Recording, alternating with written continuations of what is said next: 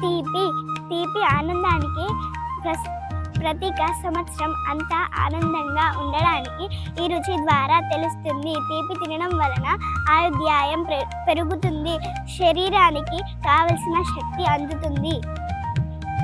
చేదు బాధ కలిగించే అనుభవాలకు సంకేతంగా భావిస్తారు. దీన్ని తీసుకోవడం వలన శరీరంలోని వ్యర్థాలు బయటికి పోతాయి.